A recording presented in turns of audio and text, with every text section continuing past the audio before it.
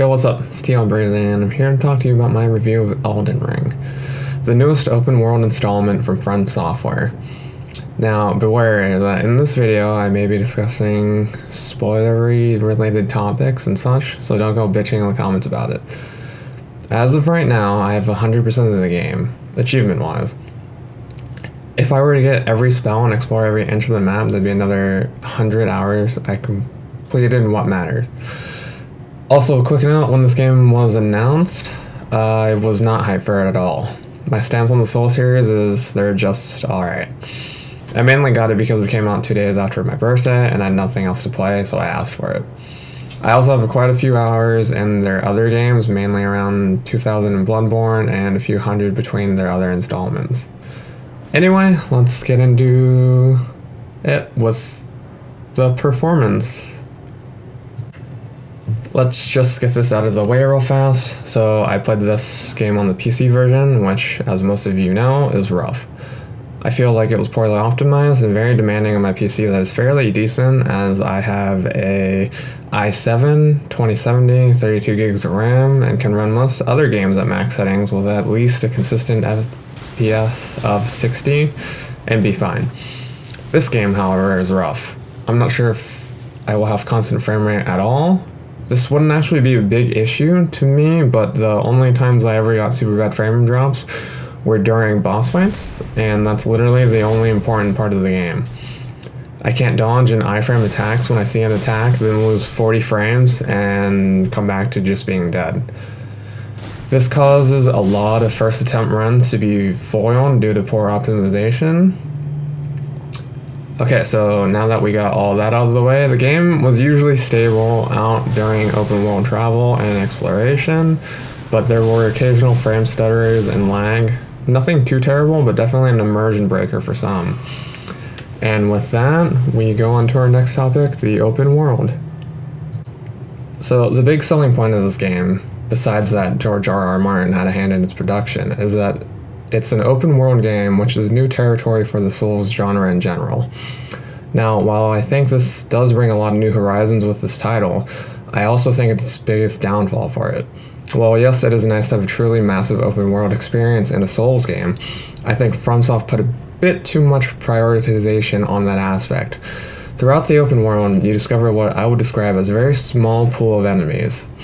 And if people were going to knock points off of Nioh for having a small enemy variety, and the enemies being too repetitive, this game also needs to be knocked for it. For example, in the very beginning of this game, and I'm talking like first hour, I was fighting Crucible Knights and Trolls, and at the very end of the game, almost 90 hours later, guess what? Those enemies are still very common, and not even physically different either. Like, if they had done what Monster Hunter does, and changes their colors to have them do different types of damages, I would have been okay with that. But for the most part, they were just copy and pasted from the first few areas into later ones with bigger health pools. This also happens with bosses. Most bosses in this game don't feel unique. They feel like a mashup of fights from previous titles and combined in a way to make them feel quote-unquote new. Also, how many times can you fight a dragon boss? Apparently at least 20. Do they change? No, not really, other than their health pool. Dragons literally have a vast and expansive lore, and the best they could do was copy and paste dragon fights. Most dragon fights were very trivial too. They didn't feel challenging. Didn't feel like I was fighting a dragon, more like I was fighting a big ass fly. Another issue I had with the open world was that, much like Skyrim, most of the dungeons and caves were basically the same. It's as if whoever worked on this at FromSoft just discovered what copy and paste was. Now, don't get me wrong, I did think the world aesthetic was nice. I enjoyed how each new section of the map felt different. It's just the nuances within the areas I felt were lacking. Also, fuck the Scarlet Rot area. Scarlet Rot is bullshit. They need to nerf it. That whole area is pain. I'd take Blight Town any day. One thing I will say is that since the game is open world, it is nice you don't have to run into the problem of not being able to continue since you can't overcome a boss. There's a whole world to explore, so you can just go explore, come back, and probably be better equipped or leveled for it, which I guess in a sense can add to the difficulty factor going down, depending on how much you go out and do before you return. And another feature I think was severely underutilized was the crafting system it introduced in this installment, as I never actually felt the need to use crafting. There were enough items throughout the world where I never really needed to craft. And most of the time I ended up forgetting that you could craft in this game. Okay, now on to bosses. Like I previously mentioned, I was not impressed with any of the bosses in this game. I felt that they were all underwhelming, like I'd seen them or their cousin before. However, I get it, you can only do so much with boss fights before repeating, but I feel that there was still a lot out there to cover before they just went back and repeated bosses. I'll go over some examples now so you can see what I'm saying. Red Wolf Radagon was basically just Sif 2.0 of magic. Magma worms were just flightless dragons, so even easier than the normal dragons. Renala, Queen of the Full Moon, just felt like Rom and Deacons mashed together.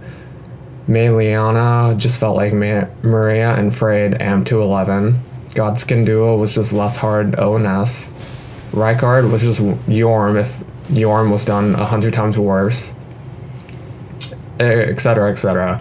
You get the idea. I could keep going, but most of these bosses were so unimaginative that I forgot them. On the topic of bad bosses, I think Rykard, Elder Beast, and a few of the Rotworms were really poorly handled. Most of the fights, lock-on was more of a detriment, and I personally felt like I was always looking up and around rather than at the boss. As well as, I'm not sure what the design choice was to put a worm boss in a small catacomb final room when they were about half the size of the room. Those fights felt way too chaotic. I also talked about how the dragons fights felt underwhelming earlier, which I know they can do well, because look at Midir and Calamite. Those felt like challenges. Every dragon in this game did not. Okay, so for combat in this game, I felt that for whatever reason it felt slower than Dark Souls 3. It felt more like the speed of Demon Souls in Dark Souls 1, which I thought was an odd design choice. I felt like the animations for basic stuff took much longer than that of DS3. Maybe because people said DS3 was too easy, but even then I feel like this game was drastically easier. Also, I'm not sure if it's bugged currently or not, but I felt like poise didn't really do much in this. There were many times where I'd be fashion souled up and would die to an area with rats being chain stunned to death. I'd go back with heavier armor and at least over 60 poise, and the same thing would happen. And it's just like, really bro, basic ass rats are gonna trump heavy armor poise? It just didn't make sense. It wasn't even like I was being attacked by 8 at once. It would just be 1 or 2. So I'm not sure what's going on with that. I did like the change to fall damage though. The fact that it's tied to stamina was a nice change, because fall damage in other Souls games was rough. Another thing I want to quickly mention is that they went crazy adding delayed attacks to their boss fights, which, while challenging, felt more annoying than anything. I don't know, maybe I'm just used to their other titles where attacks don't take 20 seconds to happen. I would have been fine with it if it was only a few fights where this happened, but practically every fight had them. Might as well just call this delayed Souls. Another aspect of combat that I thought made a lot of fights trivial was horse combat. Like I mentioned earlier, the dragon bosses in this were a joke if you could summon your horse, and even if you couldn't, the strategy would stay the same, just longer execution since no mount. One last thing, I felt like a lot of bosses that had grab attacks, the range and hitbox seemed very misleading. In situations where you should be safe, you weren't. One of the positives this game has going for it is the sheer weapon variety. I can't tell you how many times I went exploring, then found a new shiny toy to play with. I wanted to change my build pretty much every time I found something I thought was cool, which was pretty often. Another cool thing they added in this game was the weapon art system. Instead of having locked weapon skills and only boss weapons having cool skills, now you can pick and choose what weapon uses what. If you want a spear that can conjure lightning with, you can have it. If you want a sword that can summon a river of spikes, you got it. If you want a mace that lets you stomp your foot and yell, do it. But on the topic of weapon arts, I sort of felt some of them were stupidly overtuned, like the Frost Stomp shredded bosses, even in the late game, which I'm unsure was intentional or just not tuned correctly. A big problem I had with the other Souls games was, yes, while there was a massive collection of weapons, in them. Most of them lacked identity. You had the option of a normal sword, a longer sword, or an even longer sword that you two-hand. Or, a spear, bigger spear, or a gigantic spear. There was no real uniqueness outside of boss weapons. I will say not all weapons are created equal. I definitely felt like some weapons got more love in early development stages of this game. The example I have is in my playthrough, I started as a samurai and used the katana at first, but swapped to the bloodhound sword. But after I upgraded the katana quite a bit, I still feel like the base bloodhound sword was performing better. Now, I get it's a boss weapon and the katana isn't, but still the numbers on the katana were technically better, and it didn't seem that way in practical use. So one of the positives this game brings is in their spells. Most of, if not all, spells from older games got a complete rework in animation and graphic quality. I'm usually a Dex player, but after seeing some of the crazy spells and how clean they looked, I almost wanted to swap to being a magic user my fifth playthrough. Granted, it's what I'd be using my second playthrough, but still, that's how good of a job they did with making magic look dope. They had the addition of dragon spells, which basically allowed you to channel and move from a defeated dragon, and boy, they were the coolest thing ever. I've also noticed online that quite a few people have complained that magic was too OP, but I don't think that matters. I think it's better than an alternative where magic is weak and melee is the only real viable option. Having both options be viable is better for the game as it promotes using anything as opposed to having to use a set something for an easier time. I think the side quests in this game were handled so well. You were basically able to do any of the main quest lines at any point in the game. The restrictions for those quest lines are also not limited and strict as older titles. There is no show up here, jump on one foot, emote, then say a prayer, and then that's how you progress. Everything is pretty straightforward and you can't really get locked out of quests like in other games. As I was able to do all of them save for one, but the one I wasn't able to see through wasn't a huge detriment to the multiple endings of the game, which was nice. The side quests for characters in this game felt more streamlined and straightforward than previous iterations, which is good. I know there are some people out there who prefer the COD zombie Easter egg style of quest line, but that's for the more hardcore players, and that's not everyone. The quest lines in this were just way more accessible. So for music in this game, I played with it up. And I'm going to be honest, there were no real super standout tracks in this, nothing memorable to me, nothing that made me want to not kill a boss just to hear the track more. To me, the pinnacle of music in FromSoft games is Ludwig the Holy Blade. That track is literal perfection, I love it so much. I will actually just spend time evading in that fight just to listen to it more. I didn't get that itch in this game for any fight. To be honest, most of the music I found forgettable. Nothing really stood out to me. I will say this game does a good job with the dungeon and catacomb atmosphere. There's just enough eerie and creepy ambient noises in them to make you really feel like you're in an underground graveyard. I did run into a few bugs. Nothing too big where it made the game unplayable. The most I ever saw in my 90 hours of playtime was sometimes when summoning or dismounting Torrent, your character would just float there and then die. I assume that's because the mounting dismounting action didn't happen properly. The other main bug I saw was how bosses acted with the Mimic tier, Spirit Ash, specifically in the Dragon Lord Placid Ducks. The second phase sort of just bugged out and the boss kind of mad dogged the Mimic tier and let me whack it to death without retaliating.